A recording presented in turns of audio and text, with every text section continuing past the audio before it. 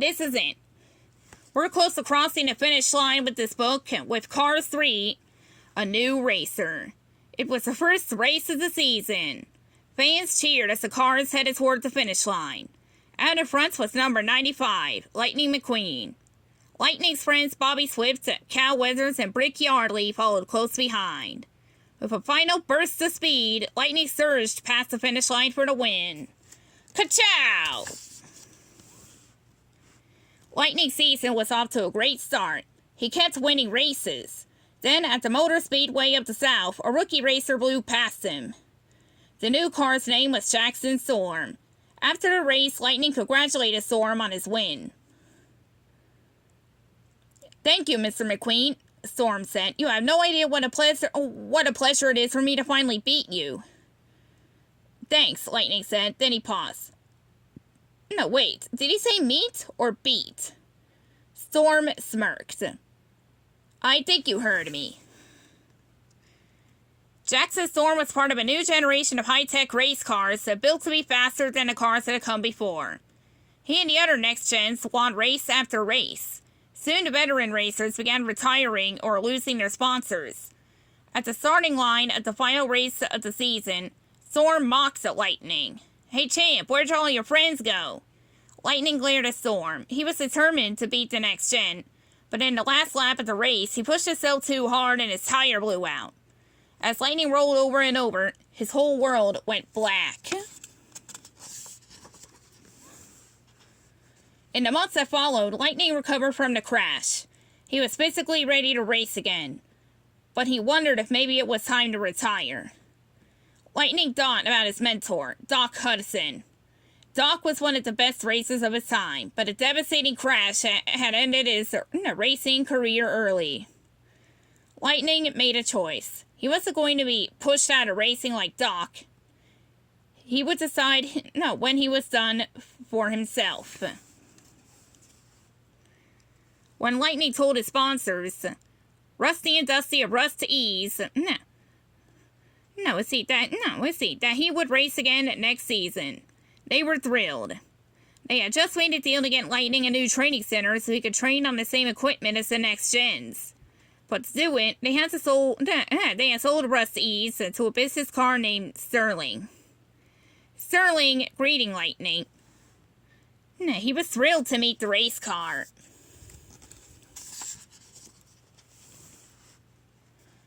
Sterling took Lightning on a tour of the facility.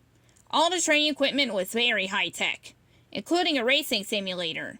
Lightning watched in awe as a sleek yellow race car zoomed through a simulated course. Curious, he turned to Sterling. "Who's the racer?" he asked him. No, she's a trainer," Sterling said. Ramirez. Best a trainer in the business. Sterling introduced the two of them. Cruz wasn't impressed by Lightning. She thought he looked old and broken down. Lightning was offended. Cruz smiled. She had been trying to make Lightning mad. She told him to use his anger as motivation. Over the next few weeks, Cruz led Lightning through a series of simple training exercises. She didn't think Lightning was ready for the simulator. Lightning disagreed. He hopped on the simulator and crashed through its screen. Sterling thought Lightning's racing career was over. He wanted Lightning to retire and focus on making money for the 95 brand. Lightning pleaded for one last chance. He was sure he could win if he trained properly. Sterling was skeptical, but finally he agreed. On one condition. If Lightning lost, he'd retire.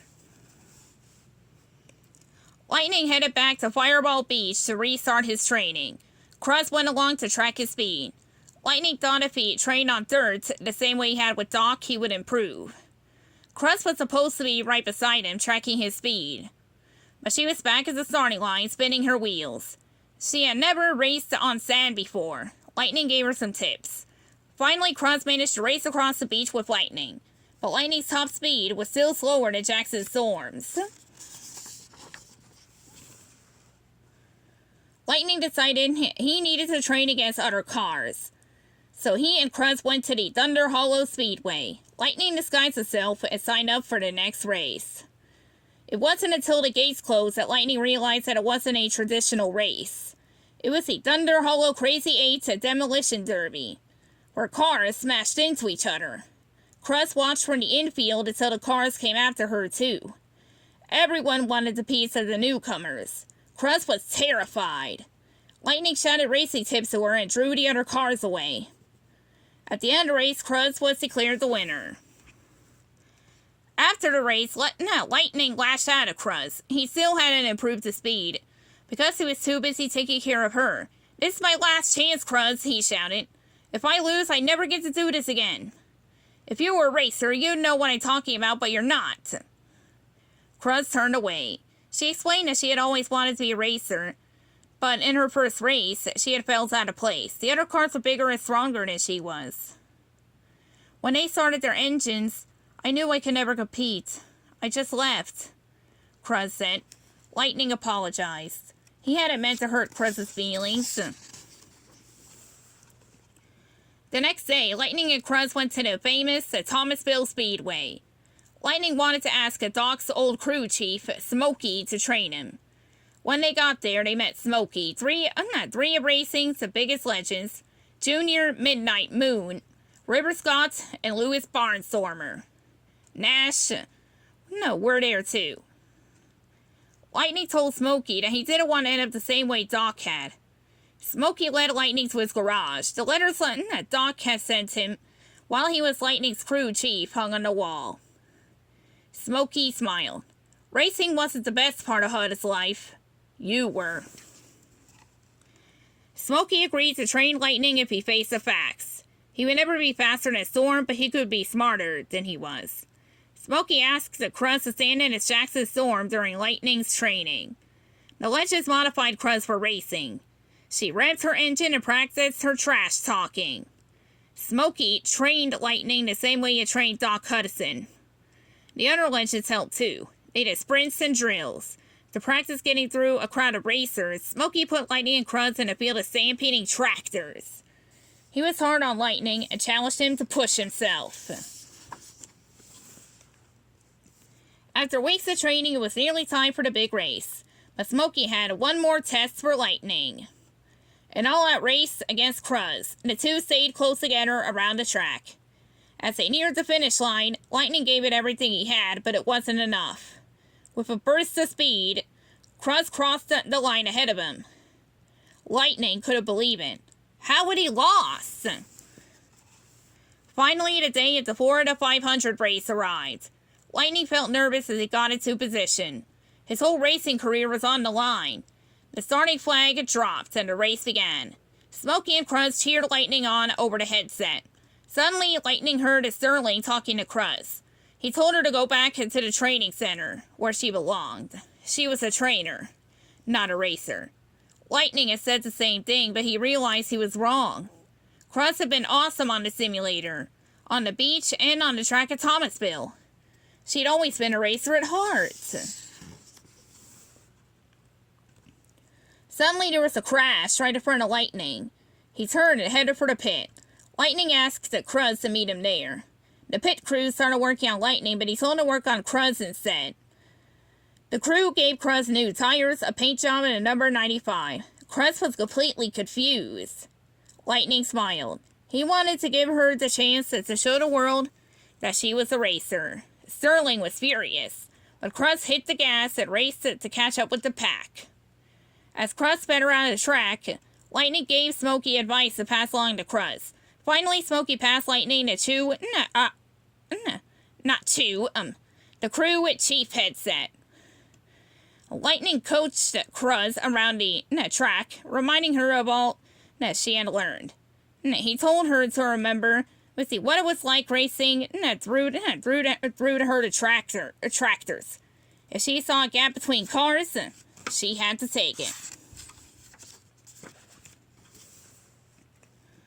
Cruz saw an opening and shot through.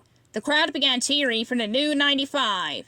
With only a few laps left, Cruz moved up until she was just one car behind the leader, Jackson Storm. Storm dropped back to taunt Cruz. He didn't think she deserved to be in the race. She would never be a racer.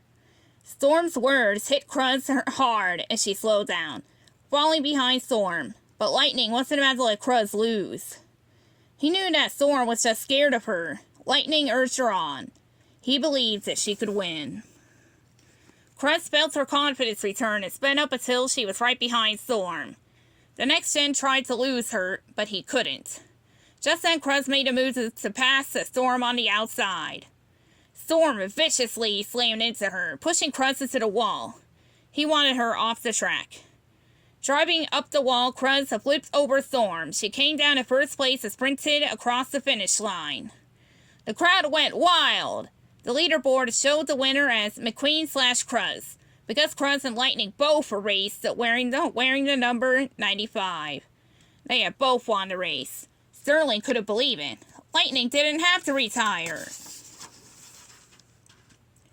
Back in Radiator Springs, Lightning and Cruz raced around Willie's Butte. Cruz was now part of Tech's Dynaco's race team. She had even taken Doc Hudson's old number 51. Even better, Tex had bought Rusty's from Sterling. Lightning and Cruz were teammates. Lightning knew now that whether or not he raced again was up to him and nobody else. He might want to race again someday, but for now, he had a job to do. It was time to get Cruz ready for her next race. The end.